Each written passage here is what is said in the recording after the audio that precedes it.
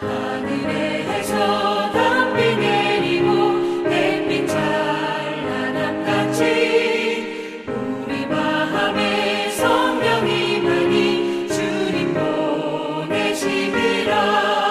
주님 주시는 참된 평화가 내 맘속에 넘치네. 주의 말씀에 거센 풍랑도 잠잠하게 되도다.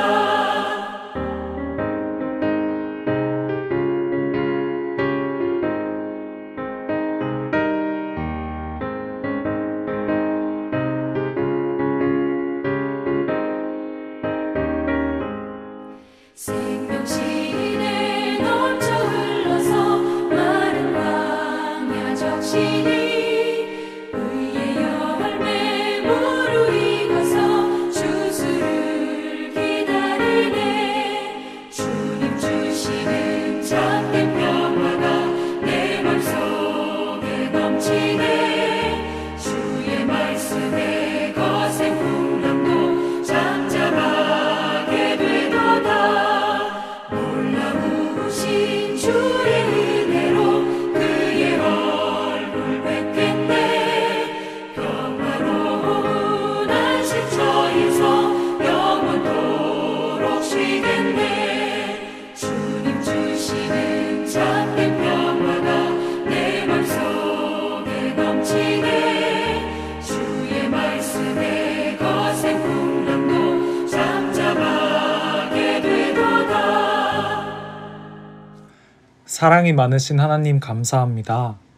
오늘도 변함없이 주일에 이렇게 중등부 예배에 모여 함께 예배하게 하시니 정말 감사합니다. 코로나가 4단계로 격상됨에 따라 온라인으로밖에 모일 수 없지만 하나님을 사랑하는 마음으로 모였으니 지금 이 예배를 신령과 진정으로 드리길 원합니다. 한 주 동안 저희가 얼마나 주님의 말씀을 지키며 살아왔는지 이 시간 돌아봅니다. 하나님께서 보시기에 악한 모습이 있다면 회개하게 하셔서 하루가 지남에 따라 예수님의 모습을 닮는 저희가 되게 해주세요. 곧 온라인으로 여름 수련회를 진행하게 될 텐데 준비하는 손길 가운데 함께 하시고 무더운 날씨나 코로나의 영향 없이 안전하고 건강하게 진행되는 풍요롭고 은혜로운 여름 수련회 되게 해주세요. 오늘 전도사님을 통해 전해주시는 하나님의 말씀 잘 듣고 실천해서 하나님과 사람에게 모두 사랑받는 중등부 되게 해주세요. 예배가 끝나는 시간까지 그리고 일상에서 살아갈 때 매 순간마다 성령님의 인도하심을 따라 살아가게 해주세요. 감사드리며 사랑이 많으신 예수님 이름으로 기도드립니다. 아멘.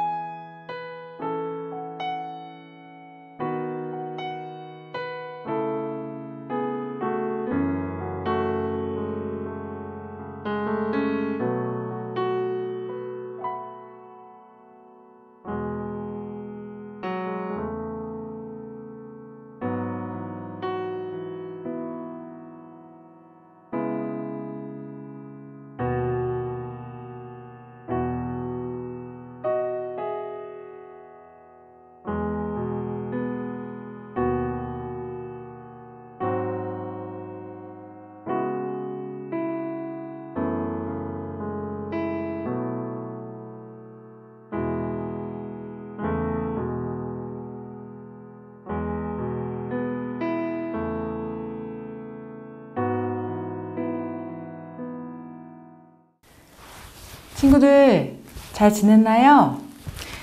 시험도 모두 끝나고 이제 방학만 앞두고 있죠. 그동안 고생 정말 많았어요. 이제 곧 방학이고 무엇보다 여름 수련회가 다음 주 주일 이 시간에 시작됩니다. 자세한 내용은 예배 후에 광고할 테니까 끝까지 주목해 주세요. 네, 다들 아시다시피 이번 주 다음 주 코로나로 인해서 전면 비대면 예배로 드려져요. 얼굴을 못 봐서 정말 많이 아쉽지만 또 이렇게 온라인 예배로 나온 우리 친구들을 진심으로 환영하고 축복합니다. 오늘은 그리스도를 닮아 그리스도를 담아 라는 제목으로 말씀 나눌게요. 네, 여러분은 그리스도인 하면 어떤 이미지가 떠오르나요? 착한 사람? 헌신? 아니, 좀 재미없는 사람? 잘 모르겠고 그냥 교회 다니는 사람? 그렇다면 또 하나 질문할게요. 사명이라고 하면 무엇이 떠오를까요? 혹시 목사님, 선교사님을 먼저 떠올렸나요? 오늘 본문은 바울을 통해서 그리스도인의 사명을 가르쳐주고 있어요. 사명이라는 말은 사전적으로 맡겨진 임무, 명령이라는 뜻인데 단순히 하고 있는 일이나 역할을 말하는 것이 아니라 우리 삶을 이끄는 방향이라고 할 수 있어요. 사실 오늘 시작하면서 같이 보고 싶은 영상이 있었는데 저작권 문제로 이곳에 바로 올려 보여줄 순 없었고 영상 밑에 링크를 걸어 놓을 테니까 우리 친구들이 꼭 봤으면 좋겠어요. 5분 내외의 짧은 영상이에요. 꼭 보세요. 네, 의정부 물개, 또 의정부 천사라는 별명을 가진 평범한 대학생 윤현묵 님의 이야기예요. 저도 이번에 처음 알게 되었는데 정말 감동이었어요. 낮에는 공부를 하고 저녁에는 아르바이트 파트타임을 해서 번 돈으로 노숙 삼촌, 그 윤영문 님이 부르는 이름이에요. 노숙 삼촌들과 폐지 줍는 어머니들에게 다가가서 친구가 되어주는 아름다운 분이세요. 그분 인터뷰에서 자기가 대단한 사람이라 그런 게 아니다. 나는 예수님 만났으니까 이제 내가 착한 일을 해야지. 그래, 이제부터 폐지 줍는 어머님들을 섬겨야겠다라고 생각한 게 아니었대요. 그저 그분들을 봤을 때 마음이 아팠고 온전한 마음으로 섬기고 싶다는 진심 하나 때문에 그 일을 하고 있다고 했어요. 누가 알아주지도 않고 돈이 많은 것도 아니에요. 아르바이트로 40만 원 남짓 벌어서 20만 원은 뭐 교통비, 핸드폰비, 빠듯하게 자기 생활비를 하고 남은 20만 원으로 그분들과 교제하고 섬기는 데 사용했대요. 그분이 그 일을 계속 할 수 있는 이유는 그 진심이라는 마음 하나 때문에 라는 말이 제 마음에 큰 울림이 되었어요. 윤현목 님의 마음에는 그분들에게 다가가고 싶은 마음, 진심을 전하고 싶은 마음으로 가득했던 것 같아요. 친구들, 사람의 마음은 무엇보다 정말 힘이 세답니다. 우리 친구들도 내가 정말 하기 싫은 건 부모님이 아무리 강요해도 하기 싫잖아요. 반대로 절대 하지 말라는 일인데도 내가 하고 싶은 건 어떻게 해서라도 하고 싶잖아요. 그게 마음의 힘 때문이에요. 단지 다리가 건강해서가 아니라 누군가와 함께 가고자 하는 마음이 있다면 그 마음의 힘으로는 어디까지도 갈 수 있답니다. 그런데 안타까운 건 그 마음을 먹으면 되는데 그 마음을 우리가 내 마음대로 먹을 수가 없다는 거예요. 우리들 대부분은 다 좋은 마음으로 살고 싶어 해요. 아무리 막 사는 사람이라도 망나니처럼 살고 싶은 사람은 단 한 명도 없어요. 그게 잘 안 될 뿐이죠. 내 마음인데 내 마음대로 안 될 때가 많아요. 사실 우리 인간은 내 마음 하나 어찌할 수 없는 매우 무력한 존재랍니다. 난 내 마음대로 살 거야. 나 마음먹은 대로 다 할 수 있어. 라고 말하는 건 대단히 위험한 착각이고요.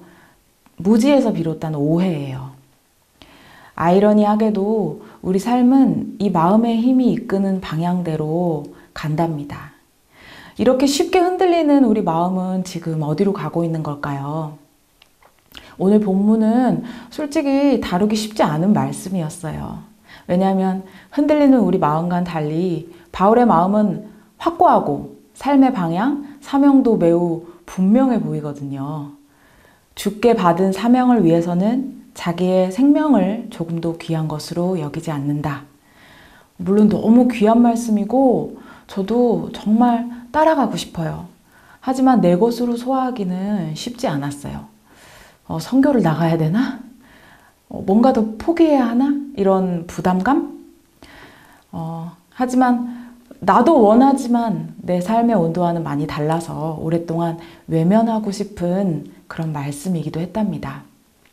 그러나 오늘 말씀을 주목할수록 묵상할수록 알게 되는 것은 나의 초점과 하나님의 초점이 다르다는 거예요.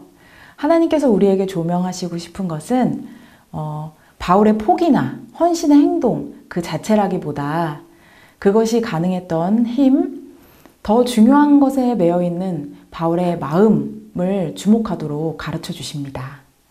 함께 말씀을 볼게요. 예수님이 돌아가신 후 제자들은 하나님의 복음을 가지고 더 멀리 뻗어갔답니다. 바울도 지금껏 에베소라는 지역에서의 사역을 마무리하고 성령의 이끄심에 따라 이제는 예루살렘으로 나갈 준비를 하고 있어요. 당시 예루살렘에는 예수님을 전하는 사람들을 몹시 핍박했기 때문에 쉽지 않은 여정이 예상되었죠. 이를 알기 때문에 그간 동거동락했던 에베소 장로님들은 바울을 예루살렘으로 가지 못하도록 말리고 싶었어요. 꼭 가야만 하는지 만류하는 동료들에게 바울은 자신의 마음을 확고하게 말해요. 메시지 성경을 통해서 조금 각색해서 바울의 변을 들어볼게요. 여러분의 마음은 잘 알지만 그래도 꼭 이 말을 해야겠습니다.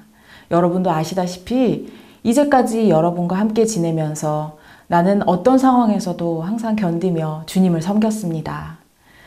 겸손과 눈물로 여러분들의 삶의 변화를 가져다 줄 그리스도에 대한 진리와 격려의 말을 아낌없이 주었습니다. 제가 유대인이나 그리스인에게나 항상 똑같이 증언했던 것은 하나님에 대한 회개와 예수 그리스도를 믿는 믿음이었답니다. 이제 제 앞에 다른 긴급한 일이 있습니다. 예루살렘으로 가야 한다는 부담입니다. 거기에 가면 무슨 일이 벌어질지 전혀 모르고 쉽지 않을 것은 분명합니다. 아마 고난과 투옥이 있을 거라고 성령님이 알려주셨어요. 하지만 그것이 나에게는 별로 중요하지 않답니다. 나에게 가장 중요한 것은 주 예수님께서 내게 맡기신 사명, 곧 죽음에서 나를 살리신 믿을 수 없이 큰 하나님의 은혜를 사람들에게 알리는 것입니다. 이 일을 하다가 제 생명이 다한다 해도 전혀 아깝지 않습니다. 결국 이 말을 듣고 에베소 장로들은 눈물을 흘리며 축복하며 바울을 환송합니다. 바울은 자신을 살리신 하나님의 은혜를 알리고자 하는 사명으로 마음이 가득 차 있었어요. 그 마음의 힘이 얼마나 센지 바울이 가는 길 위에 고통이 있을 것을 알았지만 그것이 그를 멈추게 하지 못했습니다. 역시 바울이 참 대단한 사람이죠? 사실은 아니에요. 바울이 대단하거나 완벽한 사람이어서 그런 것이 아닙니다. 사실 바울은 그동안 자신의 연약함을 감추지 않고 고백했던 사람이에요. 바울은 자신의 신념을 위해 예수님을 핍박했던 사람이고 자기 속에 죄에 대한 갈등이 늘 있어 왔었기 때문에 자신을 죄인 중에 죄인 1호라고 말하기도 했어요. 그런 바울이었지만 하나님의 은혜를 깨달은 자가 되었죠. 하나님이 어떤 분이신지 그분의 크심을 알았고 자신은 그분의 피조물, 하나님이 아니면 땅에서 뽑힌 풀이 요즘 같은 뜨거운 여름볕에 금세 말라 바싹 작아지고 쪼그라드는 것처럼 보잘것없는 작은 존재라는 것을 인정했어요. 그런데 하찮고 죽을 수밖에 없는 죄인의 생명을 자기 생명으로 바꿔주신 약속대로 오신 예수님을 만난 것입니다. 하나님의 사랑과 은혜가 마음에 가득 차니까 자기의 연약함은 더 이상 크게 보이지 않았을 뿐이에요. 예수님의 은혜로 가득 찬 마음, 그것이 그가 말할 때마다 터져나오는 복음이었고 가는 곳마다 전해지는 사명이었어요. 여러분, 우리는 너무나 쉽게 흔들리고 연약하지만 그것은 하나님을 만나는데 아무런 문제가 되지 않아요.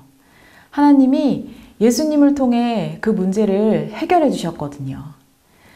바울은 고린도 교회에 쓰는 다른 편지에서 우리가 이 보배를 질그릇에 가졌노라. 이는 심히 큰 능력이 하나님께 있고 우리에게 있지 않음을 알게 하려 함이라 라고 썼어요. 진흙으로 만들어진 쉽게 깨지는 질그릇. 그것이 바로 우리랍니다. 꽤 많은 사람들이 질그릇을 반짝반짝 빛나게 하기 위해서 노력하며 열심히 살아요. 하지만 질그릇이 가장 가치 있으려면 그 속에 금덩어리가 담기는 게 더 확실하지 않을까요?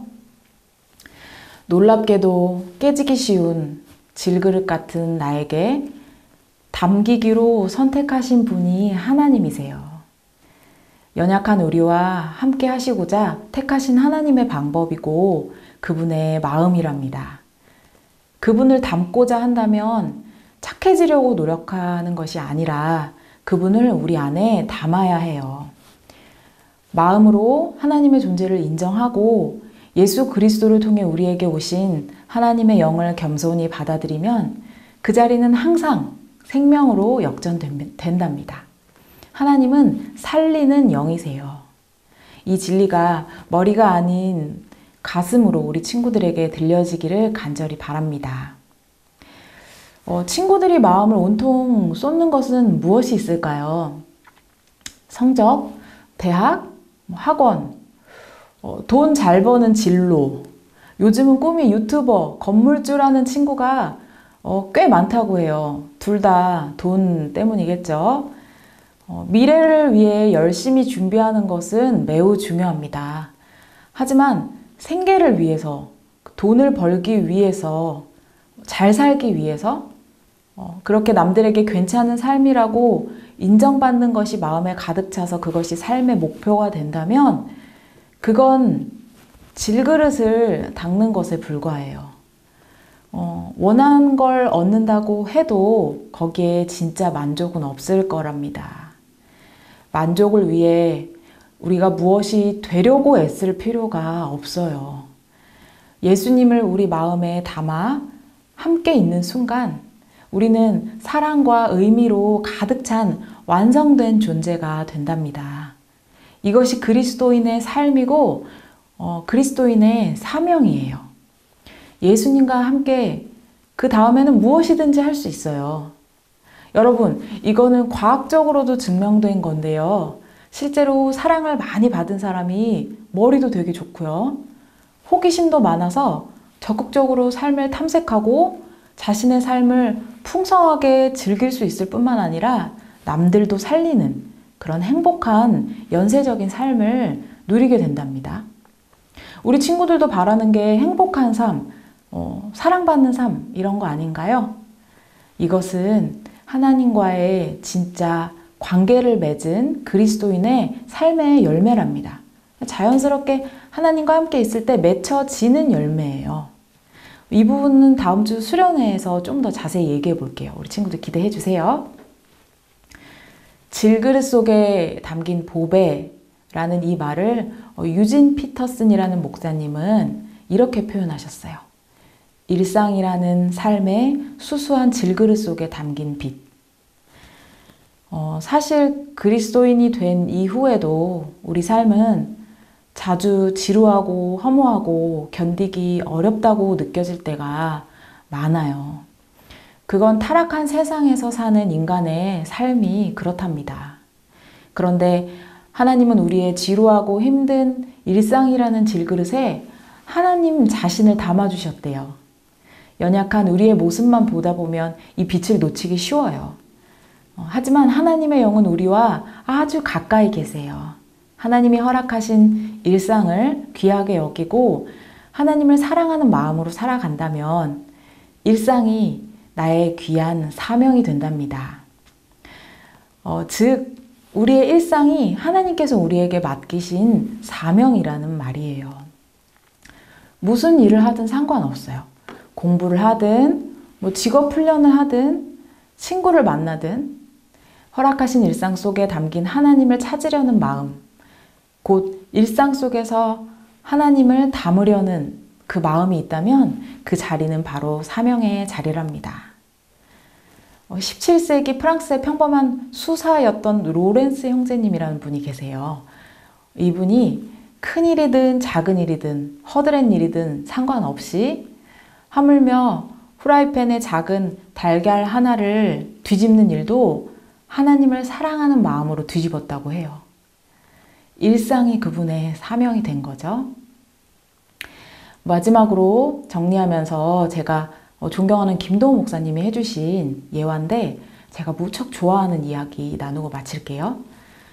초대교회, 한국 초대교회가 부흥할 때 사람들이 인정하지 않았던 천민들이 예수님을 먼저 믿고 그리스도인이 된 경우가 참 많았대요. 그러다가 한 왕족이 예수님을 믿게 된 계기가 있었는데 바로 자신의 마부 때문이었다고 합니다. 그날 왕족을 모시고 여행을 가는 길이었는데 둘만 있게 된 시간에 그 마부는 왕족에게 예수님을 전했어요. 천민이 하는 말이니까 좀 우습게 여기고 핀잔을 줬죠. 예수를 믿으면 너 같은 놈이 양반이라도 된다는 말이냐? 그 말에 마부가 대답하시기를 예수를 믿는 것은 그런 것이 아닙니다. 양반이 되는 것이 아니라 좋은 마부가 되지요. 너무 멋있죠? 사랑하는 친구들, 맡기신 일을 하나님께 하듯 하여 좋은 마부가 되고자 하는 마음, 하나님을 사랑하며 달걀 후라이를 정성스럽게 뒤집는 마음, 어렵지만 공부를 진지하게 대하는 마음, 폐지를 줍는 어르신들에게 그저 진심으로 다가가 음료수를 전하는 마음, 지루한 일상도 하나님께서 허락하셨음을 믿고 성실하게 견디려고 하는 그 마음에 예수님의 생명이 담겨 있답니다. 우리에게도 그 마음 주시기를 간절히 소망합니다. 함께 기도해요. 우리 일상의 삶을 향한 하나님의 뜻을 너무나 모르고 재미와 성과, 결과를 쫓아 바쁘게만 살았던 저희를 불쌍히 여겨주시고 하나님의 말씀 안에서 안식하게 하여 주시니 감사합니다. 일상에 담긴 하나님의 마음을 발견하기 원합니다. 저희의 생각으로 헛되이 분주히 살지 않고 그리스도의 마음으로 가장 귀한 것을 붙잡고 살아가는 저희가 되도록 성령님 이끌어 주세요. 하나님께 가까이 갈수록 마음이 더욱 살아나는 것을 경험하는 한 주가 되도록 우리 친구들을 축복해 주세요. 예수님의 이름으로 기도합니다. 아멘.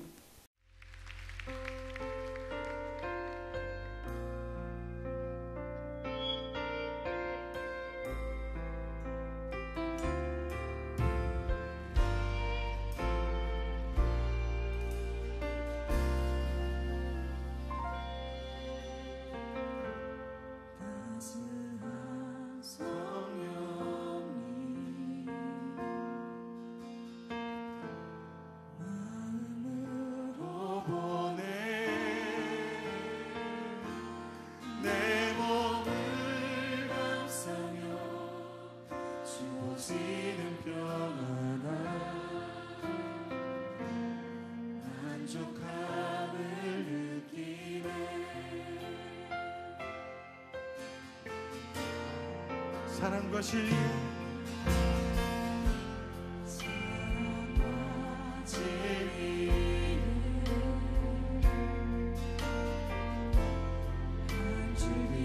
빛보내 내 몸을 감싸며 주어지는 평안에 그 사랑을 느끼네 부르신 곳에서 나를 예배하네 어떤 상황에도 나는 예배하네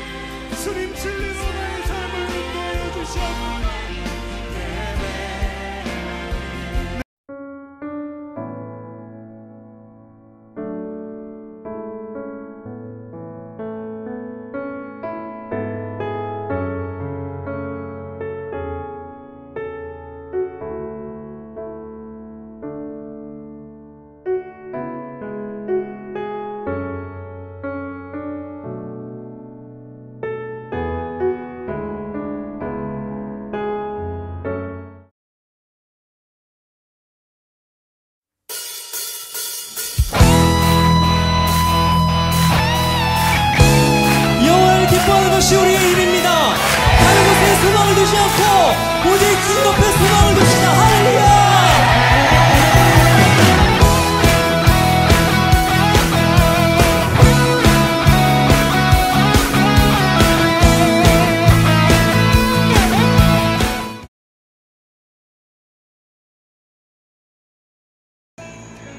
안녕하세요, 시진쌤이에요.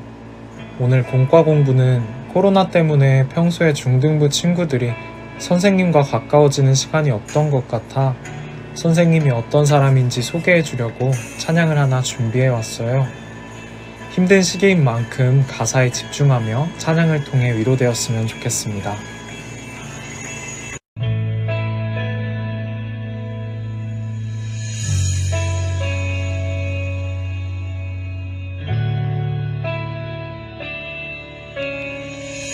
소망이 보이지 않아도 깊은 절망 속에도 빛은 꺼지지 않았네.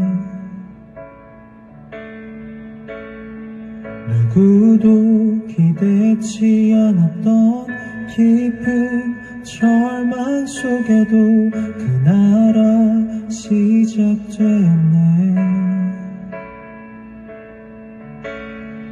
그 나라 오늘 이곳에 우리 살아가는 곳에 먼 곳에 있지 않네.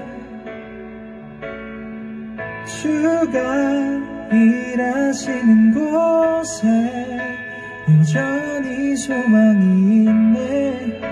주께 포기란 없네.